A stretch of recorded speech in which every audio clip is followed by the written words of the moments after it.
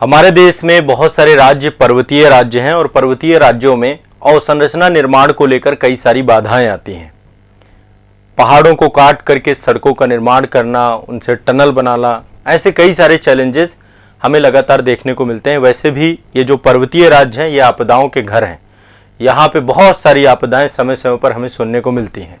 कभी बाढ़ आपदा आ जाती है, कभी लैंडस्लाइड हो जाती है, बड़े स्तर पे भूस्खलन हो जाता है, कई बार हिमस्खलन की बात होती है कि पूरा का पूरा ग्लेशियर ही टूट गया है ना।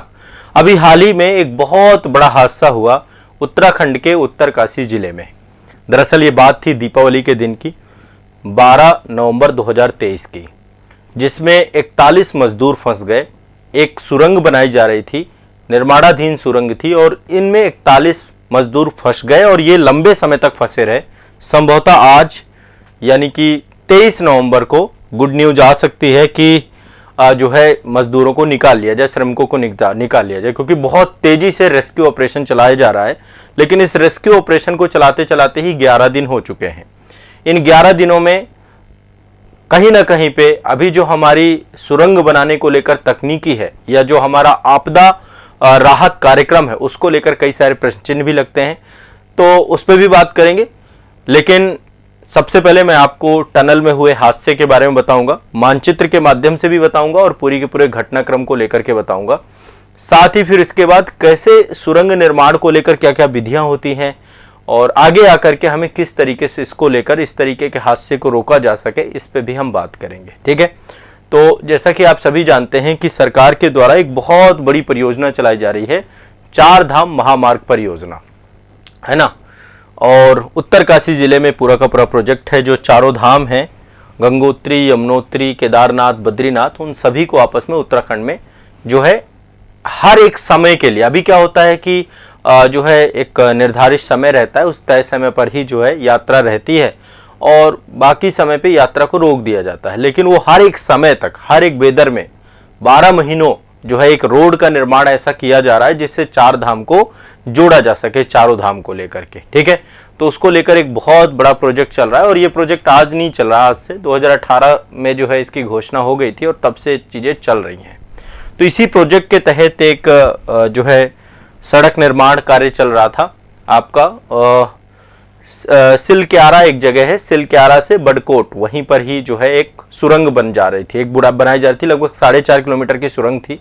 वहीं पर जो है 12 नवंबर को सुबह 5 से 5:30 बजे एक सुरंग पर जो है धंसाव हो गया। मतलब कि वहां पे लोग, सुरंग का निर्माण 4 किलोमीटर तक हो भी गया था, 4.5 किलोमीटर की सुरंग थी, लगभग 4 किलोमीटर तक सुरंग बन गई थी। अभी मैं मानचित्र में दिखाऊंगा और क्लियर हो जाएगा। तो वहां पे बहुत सारे श्रमिक थे, अचानक से जो है पूरा का पूरा पहाड़ जो है वो आपका धंस गया और उसके कारण से वहां पे 41 श्रमिक फंस गए, अभी भी फंसे हुए, लेकिन आज संभवतः उन श्रमिकों को निकाल लिया जाएगा। सरकार के द्वारा अभी इन बचाव के 5 तरीकों पे काम किया जा रहा है, तो एक बार इसको लेकर डिस्कस करेंगे सारी चीजें। तो जैसा कि मैंने आपको बताया 4 धाम प्रोजेक्ट चल रहा है, ठीक है, उसके तहत ही यमुनोत्री नेशनल हाईवे है आपका, वहीं पर जो है सिलक्यारा से लेकर डंडल गांव एक जगह है, वहां के लिए एक ये टनल बनाई जा रही थी। ये पूरे पहाड़ को काट के बनाई जा रही थी। दरअसल टनल पे मैंने वैसे एक भारत दर्शन का वीडियो शूट किया है और मैं कोशिश करूंगा कि वो आपको उपलब्ध करा दूं। अटल टनल पे अभी वो वीडियो आया नहीं है, जल्दी आ जाएगा।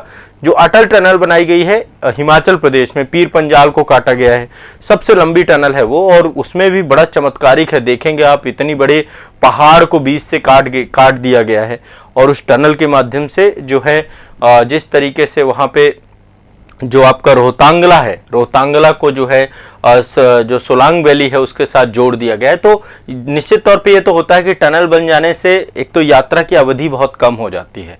ठीक है, तो यमुनोत्री नेशनल हाईवे पे ये टनल बनाई जा रही थी और इस टनल पे ही घटना हुई है। क्या घटनाक्रम है मैं सारी की सारी चीजें बताऊंगा। अभी की अपडेट ये है कि लगभग जो है ड्रिलिंग हो रही है, ठीक है, और उस ड्रिलिंग के माध्यम से वो मजदूरों तक पहुंचने की कोशिश की जा रही है। दरअसल देखो सरकार की मतलब सरकार की कोशिश क्या है, पहले एक बार थोड़ा सा इसको समझ लेते हैं। एक जो है सरकार 5 तरीकों से इस पे काम कर रही थी। अभी केंद्र सरकार और राज्य सरकार के साथ साथ कई सारी जो है, जैसे अमेरिका के भी कई सारे लोग लगे हुए हैं जो इस पे काम कर रहे हैं, वहां की तकनीकी का भी प्रयोग किया जा रहा है। तो पहले एक बार पूरा मैप के माध्यम से आप समझिए तो आपको ज्यादा चीजें समझ में आएंगी। ये तो सुरंग है, जो मैं आपको दिखा रहा हूँ, यहाँ पे एक आप पाइप देख रहे होंगे, इस पाइपलाइन से ऑक्सीजन भी भेजी जा रही है, क्योंकि वहाँ पे आप देखिए अंदर जो है ना, टनल के अंदर ऑक्सीजन की समस्या हो रही होगी, दम घुटने की भी समस्या, तो इससे ऑक्सीजन भेजी जा रही है प्रॉपर। और जो है यहाँ पे एक टनल और लगाई गई है जिससे भोजन जो है भेजा जा रहा है, ताकि खाने पीने की दिक्कत ना रहे। तो इसी टनल पे फंसे हुए हैं। एक बार मैं आपको पूरा का पूरा रेस्क्यू ऑपरेशन के बारे से पहले ये आपको बताना चाहता हूँ। ये टनल बन रही है आपकी, ठीक है, ये आप टनल देख रहे हैं। इधर जो है ये आपका सिलक्यारा एक जगह है, सिलक्यारा, ठीक है, जगह का नाम एक स्पष्ट कर लीजिए। इसी तरफ से जो है धसाव हुआ है आपका, ठीक है, इसी तरफ से धसाव हुआ है आपका। तो यहाँ पे धसाव हुआ है, ये पूरा जगह है आपको जहाँ पे लोग जो है फंसे हुए हैं, ये देख रहे हैं, ये पूरा एरिया है जहाँ पे लोग फंसे हुए हैं, ठीक है। अभी इस हिस्से में काम जारी है, यहाँ पे वर्क हो रहा है अभी लगातार, ये अभी बनी नहीं है। बडकोट, ये पूरा सिलक्यारा बडकोट तक की पूरी टनल बननी है। तो यहाँ पे देखिए ये वाले हिस्से तक जो है, यहाँ पे इस हिस्से में धसाव है, और यहाँ पर जो है ये वाला हिस्सा आप देखिए पूरा का पूरा, ये वाला हिस्सा पूरा ब्लॉक हो गया है, और ब्लॉक होने से यहाँ पर लगभग 41 लोग फंस चुके हैं। अब इसको लेकर सरकार 5 काम कर रही है, शायद मेरे ख्याल से इससे टनल के बारे में तो आपको समझ में आ गया होगा, ठीक है। इस वाले हिस्से से धंसा हुआ है, सिलक्यारा वाले हिस्से से, ठीक है, इस वाले हिस्से से नहीं, क्योंकि अभी तो इधर निर्माणाधीन थी टनल, इधर वाले हिस्से में टनल आपकी बन गई थी। तो यहाँ पे लोग फंसे हुए हैं, और खाना भेजने वाली पाइप और राहत और बचाव करने वाली पाइप, 2 पाइपें यहाँ पर लगा करके अभी तक इनको किसी तरीके की 41 जिंदगियों को सुरक्षित रखा गया है। अब सरकार 5 उपाय ले रही है। पहला उपाय है कि सुरंग के मुख्य मार्ग से, ये जो सिलक्यारा वाला मार्ग है ना, यहां से मजदूरों तक पहुंचने की सरकार कोशिश कर रही है। और काफी सुरंग का मतलब ये सिलक्यारा वाला हिस्सा जो है, इधर से कोशिश हो रही है। दूसरा, सरकार ये भी चाह रही है कि वर्टिकल तरीके से, यानी ऊपर से भी सुरंग को जो है तोड़ा जाए, या फिर मतलब यहाँ पे ड्रिल किया जाए, और ड्रिल करके यहाँ पर पहुंचने की कोशिश की जाए। तो एक तरफ ऊपर से भी प्रयास जारी है, इधर सिलक्यारा वाले क्षेत्र में मलबा पड़ा हुआ है, यहाँ से भी प्रयास जारी है। तो वर्टिकल सुरंग खोदने का भी प्रयास किया जा रहा है, ठीक है। और फंसे मजदूरों तक खाना पहुंचाने के लिए सुरंग तक 6 इंच की पाइप भी डाली गई है। उसी पाइप के माध्यम से अभी तक उनके पास भोजन, पानी, ऑक्सीजन सब कुछ पहुंचाने की कोशिश की जा रही है, ठीक है। और जो है इधर जो ये दूसरा हिस्सा है बटकोट वाला हिस्सा, इस बटकोट वाले हिस्से से भी जाने का प्रयास किया जा रहा है, ठीक है, ताकि इधर से भी, तो हर तरीके से प्रयास चालू है। और 24 घंटे काम जारी है, ऐसा नहीं है कि काम नहीं हो रहा, 24 घंटे काम किया जा रहा है, ठीक है। तो यमुनोत्री राष्ट्रीय राजमार्ग के किनारे सिलक्यारा बटकोट सुरंग में ये घटना है आपकी पूरी की पूरी, और ये मैप के माध्यम से आपको मैं समझा रहा हूं। अब एक बार थोड़ा सा उत्तराखंड के मैप पे भी समझते हैं कि घटना कहां पे हुई है। आप देख रहे हैं ये उत्तराखंड का मैप है। उत्तराखंड के मैप में ये आपका उत्तरकाशी जिला है। आप देखेंगे तो जो उत्तराखंड है ना, वो 2 भागों में बटा हुआ है, एक है आपका कुमाऊं बेल्ट, दूसरा आपका गढ़वाल बेल्ट। तो जो उत्तरकाशी जिला है आपका, ये आपका गढ़वाल हिमालय में आता है। तो गढ़वाल हिमालय में पूरी की पूरी घटना हुई है। ये वाला हिस्सा ये देख रहे हैं ना, ये पूरा उत्तरकाशी जिला है। यहीं पर ये यमुनोत्री नेशनल हाईवे था, यहीं पे प्रोजेक्ट चल रहा था, ठीक है। ये देखिए, ये आपकी 4.5 किलोमीटर की पूरी सुरंग है, और इसी सुरंग पे ये पूरी की पूरी दिक्कत हुई है। ये आप पे देखिए यमुनोत्री है, यमुनोत्री मंदिर है, और ये सिलक्यारा सुरंग का निर्माण स्थल है। ये वाला हिस्सा, ये पूरा का पूरा यहाँ पे सुरंग का निर्माण किया जा रहा है। तो ये पूरा का पूरा आपका जो है मानचित्र के माध्यम से आप इसको देख सकते हैं, ठीक है। उत्तराखंड के मानचित्र में आप इसको देख सकते हैं, उत्तरकाशी जिले में, यानी सबसे। तो आप समझ सकते हैं यहाँ पे एक चैलेंज ये होगा कि टेम्परेचर इस समय बहुत ज्यादा लो होगा, है ना, क्योंकि पूरा का पूरा ये गढ़वाल हिमालय का पर्वतीय क्षेत्र है, यहाँ पे बड़े बड़े ग्लेशियर्स हैं और बहुत सारी दिक्कतें हैं। अब रही बात की सुरंग धसी क्यों, इसके पीछे का कारण क्या है, ठीक है। सुरंग धसने के पीछे का कारण क्या है, अभी तक देखो कोई एग्जैक्ट रीजन नहीं पता चला है। लेकिन यदि हम कारण की बात करें तो संभावित कारण क्या क्या हो सकता है। एक तो कारण यह हो सकता है कि जब सुरंग जहां पे धंसाव हुआ, वहां पे कमजोर चट्टान हो सकती है पहाड़ की, ठीक है। कोई खंडित चट्टान हो सकती है, और इस चीज का जानकारी समय रहते नहीं पता चल पाया, क्योंकि जब एक बार पहाड़ धंसना चालू होता है ना, तो फिर वो पूरा धंस ही जाता है, गिर ही जाता है। आप लोगों ने एक भारत दर्शन का मेरा वीडियो देखा हो, उत्तराखंड में ही था मैं उस समय, तो वहां पर लैंडस्लाइड होता रहता है। जैसे बारिश हुई ना, बारिश होने के बाद पहाड़ पूरी तरीके से क्या होता है, कमजोर हो जाता है ना, क्योंकि जिस तरीके से पहाड़ों को काट दिया गया ना, उनकी पकड़ कमजोर हो गई है। तो जिस तरीके से ड्रिलिंग हो रही थी यहाँ पे, है ना, और ड्रिलिंग होने के पीछे दो चीजें होती है, दो प्रकार की विधियां होती है जब भी सुरंग की खुदाई की जाती है। तो एक ड्रिल और ब्लास्ट विधि होती है जिसको हम बोलते हैं डीबीएम, है ना। एक होती है टनल बोरिंग मशीनें होती हैं कई सारी, जिनको हम टीबीएम बोलते हैं। दो तरीके से होता है। तो डीबीएम के माध्यम से यहाँ पे ज्यादा काम किया जाता है, बहुत रिस्की होता है आपका डीबीएम। डीबीएम का मतलब है drill and blast, blast method का प्रयोग किया जाता है, यानी कि कोई भी चट्टान को, कोई भी पहाड़ को तोड़ने के लिए उसमें विस्फोटकों का प्रयोग किया जाता है, डायनामाइट्स का प्रयोग किया जाता है। और उत्तराखंड और जम्मू कश्मीर, हिमाचल प्रदेश में जितने भी प्रोजेक्ट चल रहे हैं, इन सभी प्रोजेक्ट में आम तौर पर आपका यही डीबीएम प्रोजेक्ट का ही प्रयोग किया जा रहा है, डीबीएम तकनीकी का ही प्रयोग किया जा रहा है, ठीक है। और एक आपका होता है tunnel boring, TBM. Tunnel boring जो है मशीनें होती हैं कई सारी, और इसमें होता क्या है, सुरंग को खोदा जाता है। जैसे सुरंग को टाइम से उसके पीछे जो है सुरंग को सहारा भी दिया जाता है, कई सारे कंक्रीट के बड़े बड़े खंड बनाए जाते हैं, उनसे उनको सहारा देते हुए सुरंग को छेद किया जाता है, तोड़ा जाता है, ठीक है। तो ये थोड़ा सा महंगा तरीका है, ये थोड़ा सा आसान तरीका है कि ब्लास्ट करके बड़े हिस्से को उड़ा दिया और फिर मलबा साफ कर दिया, ठीक है। लेकिन इससे क्या होता है, पहाड़ कमजोर हो जाता है और फिर कब कहां पे क्या धंसाव होगा पता नहीं। ये बहुत असुरक्षित तरीका है, ये थोड़ा सुरक्षित तरीका है।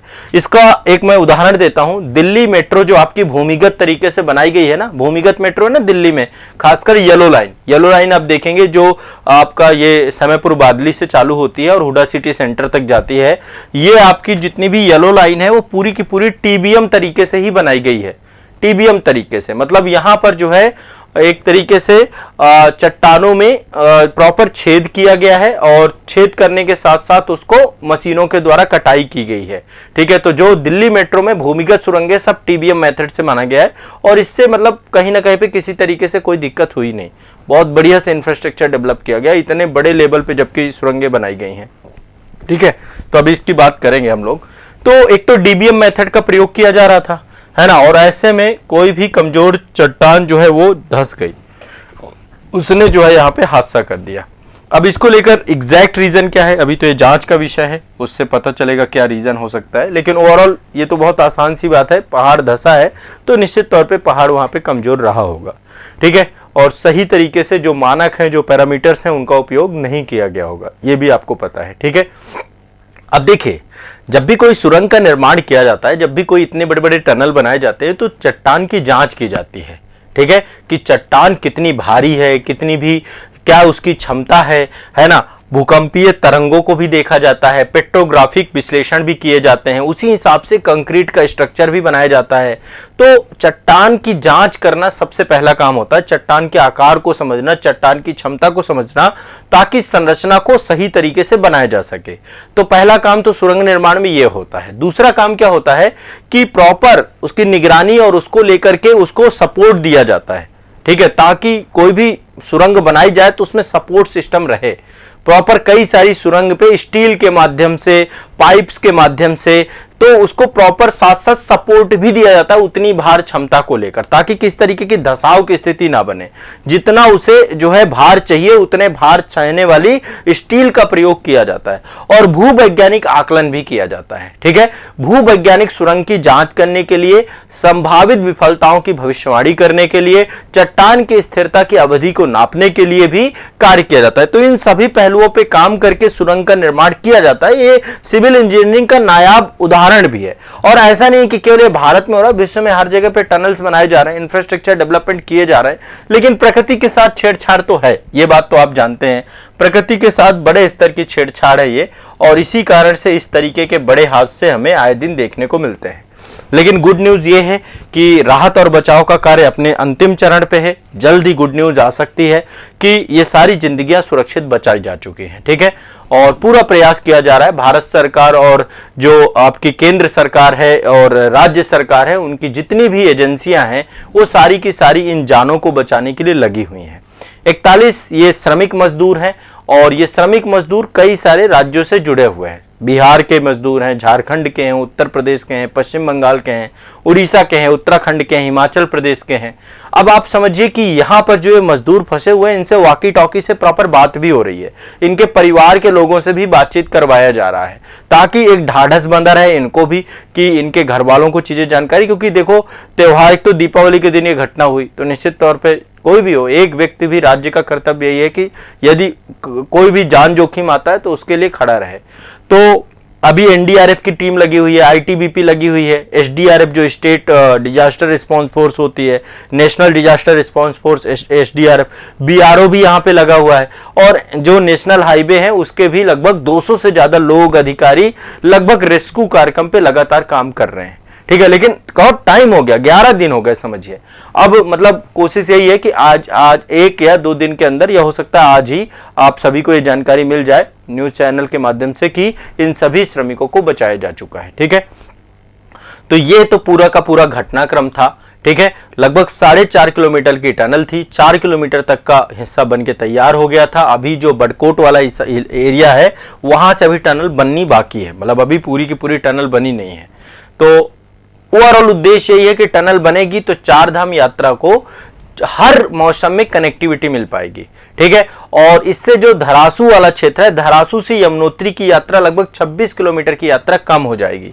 ठीक है, यहां पे मैंने मानचित्र में दिखाया होगा, धरासू एक क्षेत्र है यमुनोत्री में। ऐसे ही देखो हर एक जितने भी धाम है ना, सबको बनाया जा रहा है। ये आप देखिए, ये एक धरासू है आपका। ठीक है, तो धरासू से आपका जो ये वाला रूट बनाया जा रहा है ना, इस रूट से यमुनोत्री की यात्रा क्या होगी, कम हो जाएगी। मतलब ये टनल के बनते ही लगभग 26 किलोमीटर की डिस्टेंस और हर मौसम में कनेक्टिविटी मिल जाएगी। तो देखो उत्तराखंड में काम हो रहा है, लेकिन देखिए आप एक चीज समझिए, अभी जोशीमठ का किस्सा हमें याद है। जोशीमठ में लोगों के घरों में धसाव आ गया, लोग वहां से विस्थापित होने पड़ गए। वो क्यों हुआ? क्योंकि ये कहीं ना कहीं पे जो निर्माण कार्य चल रहा है ना, इससे बहुत ज्यादा संकट है।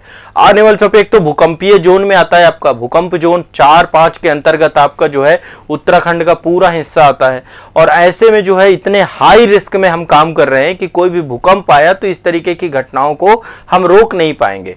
ठीक है, अभी तक हमने कई सारी सुरंगें बनाई हैं। एक अटल सुरंग बनाई है, अटल सुरंग पे मेरा भारत दर्शन का वीडियो मैं आपको भेज दूंगा, बन चुका है, शूट हो चुका है, वो वीडियो मैं आप तक प्रेषित कर दूंगा। ठीक है, एक जवाहर सुरंग का नाम आपने सुना होगा, बनिहाल सुरंग भी कहा जाता है, तो एक आपकी बनिहाल सुरंग है। अटल सुरंग सबसे लंबी सुरंग है, मतलब आप सोचिए अटल सुरंग लगभग 9.02 किलोमीटर की लंबाई की है और बहुत हाइट में बनी हुई है, बहुत ऊंचाई, लगभग 3000 मीटर की हाइट पे इसको पीर पंजाल को काट दिया गया है। ठीक है, रोहतांग सुरंग के रूप में भी इसे जाना जाता है। लेह मनाली राजमार्ग में इसको बनाया गया पूरा का पूरा। ठीक है, अटल सुरंग को।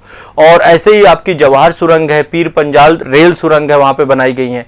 श्यामा प्रसाद मुखर्जी सड़क सुरंग आपकी, चेनानी नसरी सुरंग जिसे हम कहते थे ना, 9.3 किलोमीटर की सुरंग थी, तो एक सड़क, ये श्यामा प्रसाद मुखर्जी सड़क जो है सुरंग, ये भी बनाई गई। तो कई सारी सुरंगें बनाई गई, कोई ये पहली बार जोखिम नहीं हुआ है, ऐसी कई बार घटनाएं और भी हो चुकी हैं, लेकिन ये है कि ये वाली घटना बहुत ज्यादा जो है लंबा समय लग गया रेस्क्यू करने में। ठीक है, और आए दिन पहाड़ों में जब कभी आप जाएंगे ना, कोई भी टूर के लिए जाते हैं, आप खुद देखेंगे वहां पे बहुत आम घटना है, पहाड़ों को इस तरीके से काटा जा रहा है। कभी भी पहाड़ जो है पूरी तरीके से, यदि बहुत ज्यादा वर्षा हो जाए, यही हुआ था उत्तराखंड त्रासदी जब केदारनाथ में घटना हुई थी, बहुत बड़े स्तर का लैंडस्लाइड हुआ था। तो जब कभी भी वहां पे ग्लेशियर पिघलेंगे या बड़े स्तर पे वहां पे वर्षा होगी, बादलों का फटना होगा, कुछ भी होगा, तो फिर हम इन चीजों को रोक नहीं पाएंगे। अब करना क्या चाहिए? सबसे बड़ी चीज यही है कि इसको लेकर के क्या सुरक्षा चीज, एक तो पहली बात, एक मेंटेनेंस, हाई लेवल मेंटेनेंस होना चाहिए, नियमित रख रखाव होना चाहिए, ताकि चीजों को पता चलता रहे कि किस तरीके की कोई दिक्कत नहीं है। हर तरीके से जब निर्माण कार्य किया जाए तो निर्माण कार्य के वो सभी मानकों का प्रयोग किया जाए जो पैरामीटर्स ऐसे निर्माण कार्य के लिए जरूरी हैं, जैसे कि ड्रेनेज सिस्टम बहुत अच्छा होना चाहिए। ठीक है, वेंटिलेशन की व्यवस्था बहुत अच्छी होनी चाहिए, और जो आपकी उस समय की व्यवस्था है, ठीक है, संरचनात्मक स्थिति का लगातार आकलन होता रहना चाहिए, ताकि कोई भी विसंगति होती है, कोई भी किसी तरीके का दिक्कत आती है तो हमें पता चल सके। ठीक है, और ऐसे कई सारे सेंसर आते हैं, ऐसे कई सारी अब जो है आपकी जो है उसके ऊपर नजर रखने वाली प्रौद्योगिकियों का प्रयोग हो चुका है, ताकि जोखिम मूल्यांकन किया जा सके और तत्परता से इनके समस्या के समाधान पे काम किया जा सके। ठीक है, आपको पता है इससे एनवायरनमेंट को भी बहुत ज्यादा क्षति पहुंचती है। जिस तरीके से हम पूरा इकोसिस्टम, अब उस पहाड़ का इकोसिस्टम पूरी तरीके से डिस्टर्ब हो जाता होगा, जिसे बीच से आपने छेद दिया, सोचिए, बीच से आपने क्या किया, उसको काटते हुए चले गए, तो उसका भी खुद का इकोसिस्टम है ना, वो भी पूरी तरीके से प्रभावित करता है हर चीज को लेकर। और साथ ही जो भी यहाँ पे काम कर रहे हैं लोग, जो भी इसके प्रशिक्षण का, उनको प्रॉपर प्रशिक्षण देना, जागरूक करना, सुरंग प्रबंधन का काम करना, आपातकालीन कोई भी स्थिति आ जाती है वहां पर अच्छी प्रतिक्रियाओं को देना, ये सारे काम करना। और सबसे बड़ी चीज है जो आज वर्तमान में तकनीकी है, तो तकनीकी को सब तक पहुंचाना, तकनीकी का कुशल निरीक्षण करना, रख रखाव करना, शीघ्र पता लगाने की प्रयास करना, चाहे इसमें आर्टिफिशियल इंटेलिजेंस का प्रयोग करना हो, चाहे ड्रोन का प्रयोग करना, चाहे रोबोटिक्स का प्रयोग करना हो, इन सभी की नवीनतम तकनीकियों का प्रयोग करना पड़ेगा हमें, और तब जाकर के इस तरीके की घटनाओं से हम बच पाएंगे। तो मैंने यहाँ पे आपको 3 चीजें बताई। पहले तो क्या घटनाक्रम है, दूसरा ये घटना किस कारण से हो सकती है, क्या रीजन हो सकता है, और तीसरा कि क्या किस तरीके से इस घटना से हम आगे आकर के बच सकते हैं। तो पहला मैंने आपको बताया, नियमित रखरखाव होना चाहिए प्रॉपर, ठीक है, उन मानकों का प्रयोग किया जाना चाहिए जो इस कंस्ट्रक्शन के लिए जरूरी है, जोखिम मूल्यांकन समय समय पर होता रहना चाहिए, समय समय पर जो है आपको तत्पर रहना चाहिए, प्रशिक्षण और जागरूकता प्रॉपर सभी को देते रहना चाहिए, और त्वरित कार्यवाही होनी चाहिए, तत्परता इतनी बेहतर होनी चाहिए, और प्रौद्योगिकी को साथ में एक साथ जोड़ करके समस्याओं का निदान करना चाहिए। ठीक है, तो ये जो है कुछ मेरे तरफ से दिए गए सुझाव हैं और पूरे घटनाक्रम की जानकारी। अब इसको लेकर कोई भी अन्य अपडेट आती है तो निश्चित तौर पे मैं आपको बताऊंगा, इससे आपके एग्जाम में मेंस में क्वेश्चन बन सकता है। ठीक है, प्राकृतिक आपदाओं को लेकर हर तरीके से चीजें पूछी जा सकती हैं, तो आप लोग जरूर ध्यान रखिएगा। ये जो पूरा का पूरा मुद्दा है, टॉपिक है, और शायद संभवतः आज गुड न्यूज़ आ जाएगी, तो आप लोगों को मतलब 41 जिंदगियां बचानी जरूरी हैं, उस दिशा में बहुत गति से, तीव्रता से काम चल रहा है। ठीक है, तो ये सेशन आप सभी का आज के लिए इतना ही रहेगा, और मुझे एक बार आप लोग बताइए कैसा लगा, ये प्रतिक्रिया दीजिए अपनी कि कैसा लगा, क्या टॉपिक आपको समझ में आया कि क्या क्या पूरा मैटर है। ठीक है, और लगभग 50 मतलब कि पूरी टनल पे जो भी अपडेट होगा आगे चल के हम डिस्कस करेंगे। चलिए।